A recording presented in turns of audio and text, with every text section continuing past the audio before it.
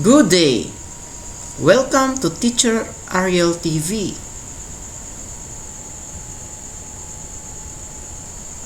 Today, you are going to learn about subtracting 3-digit from 4-digit numbers without regrouping. Subtraction is the operation or process of finding the difference between two numbers or quantities. Now let's get started. Find the difference. 1578 minus 123. Arrange the numbers in columns like this.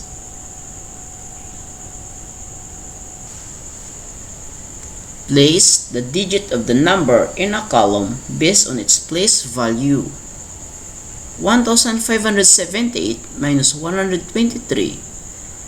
1578 has 1,500s, 7 tenths, and 8 ones. First, we subtract the ones.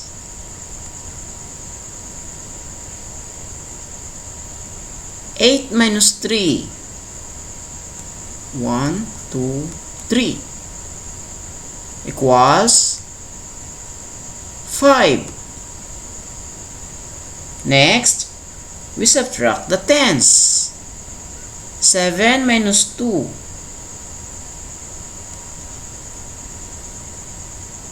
1, 2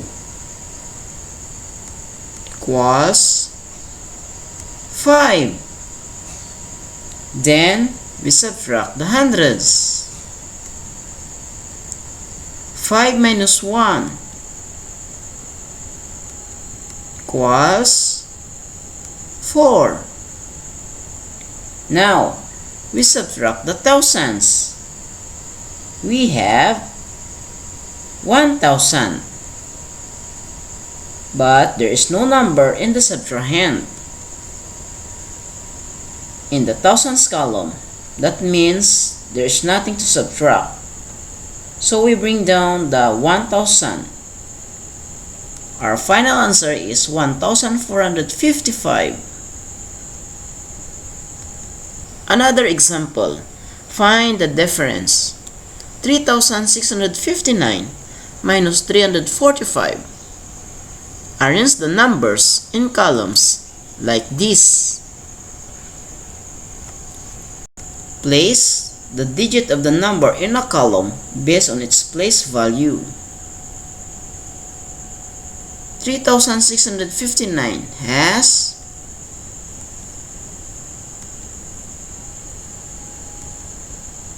3 thousands,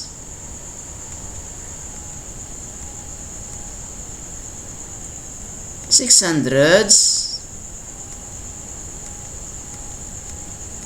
5 tens,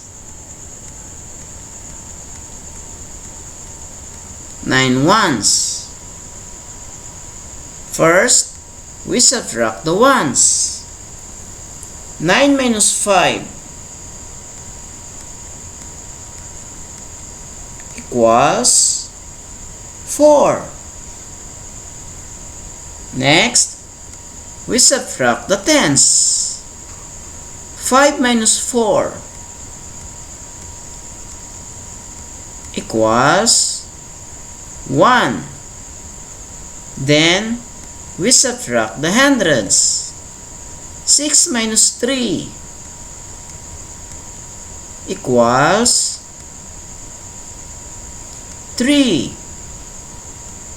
Now, we subtract the thousands. We have 3 thousands, but there is no number in the subtrahend in the thousands column. That means there is nothing to subtract, so we bring down the 3 thousands. Our final answer is 3,314.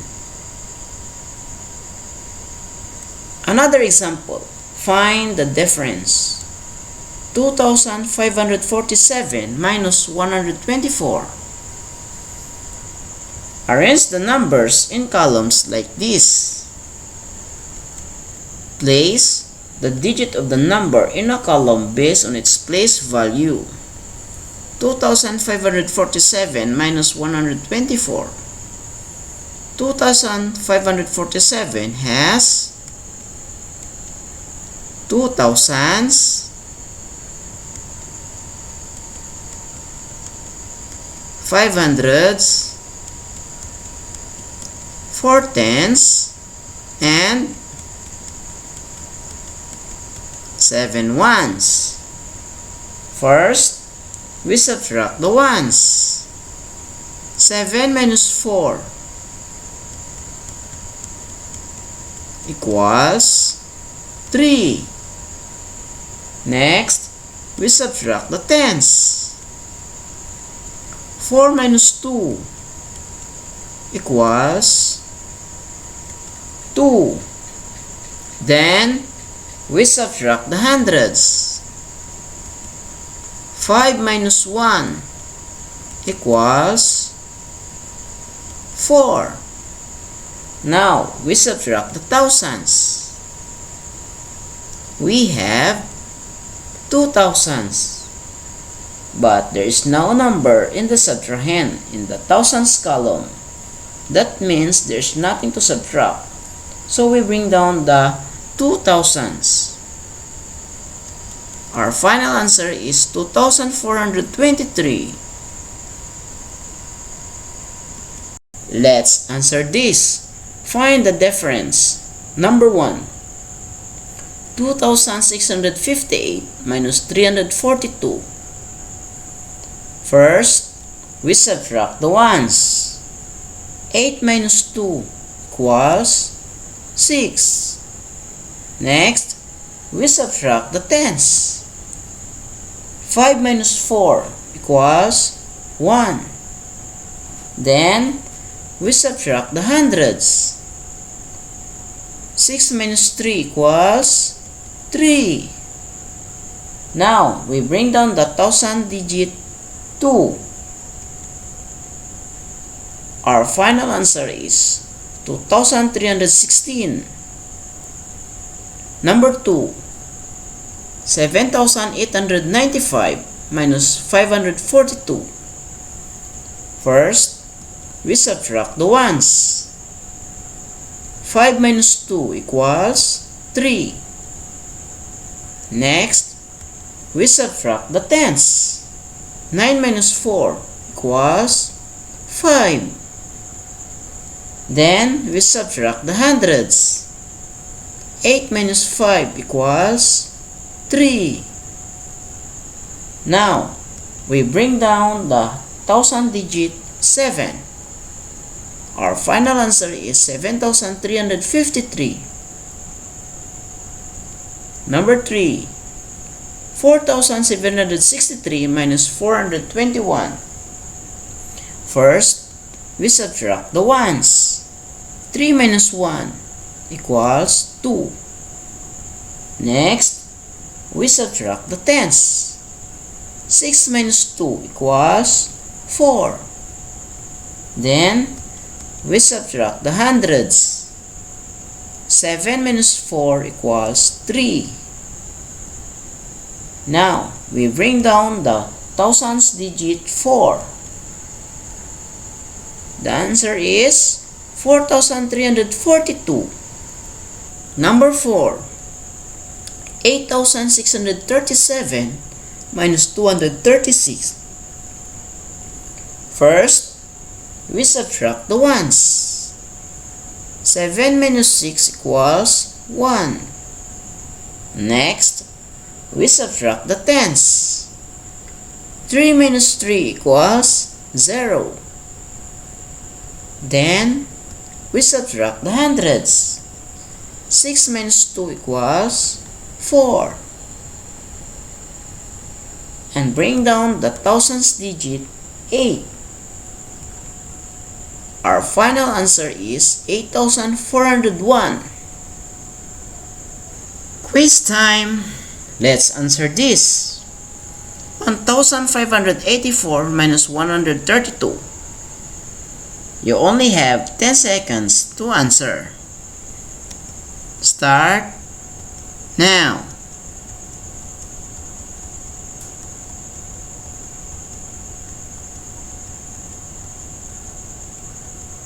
Time's up.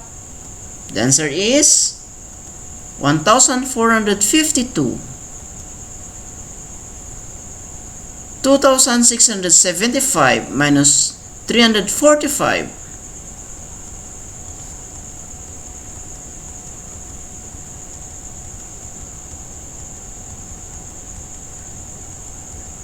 Time's up. The answer is 2330. 3897 minus 226.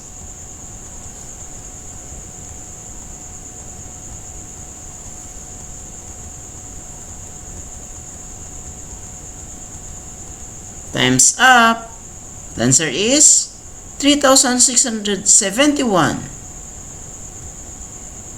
4349 minus 145.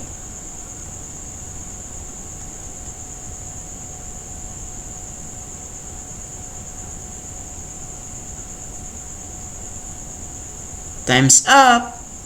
The answer is 4204. 5876 minus 252.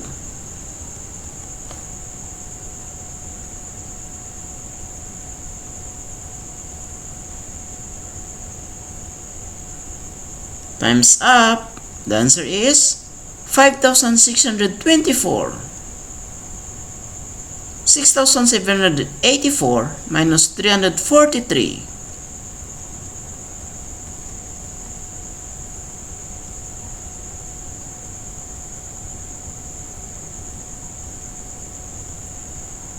Time's up. The answer is 6441.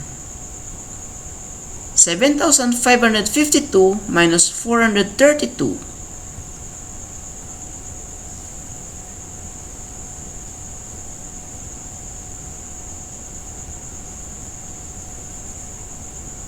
Time's up.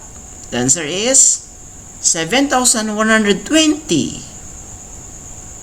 8765 minus 543.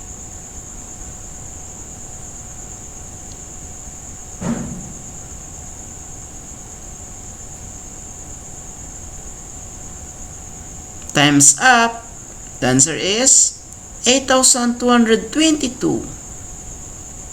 9894 minus 263.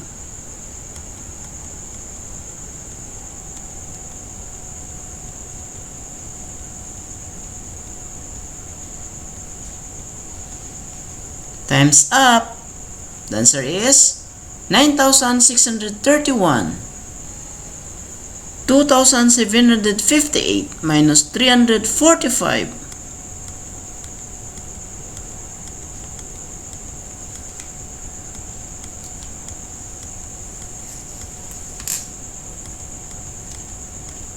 Time's up. The answer is 2413. That's all for now. I hope you enjoy learning about subtracting 3-digit from 4-digit numbers without regrouping. Thanks for watching.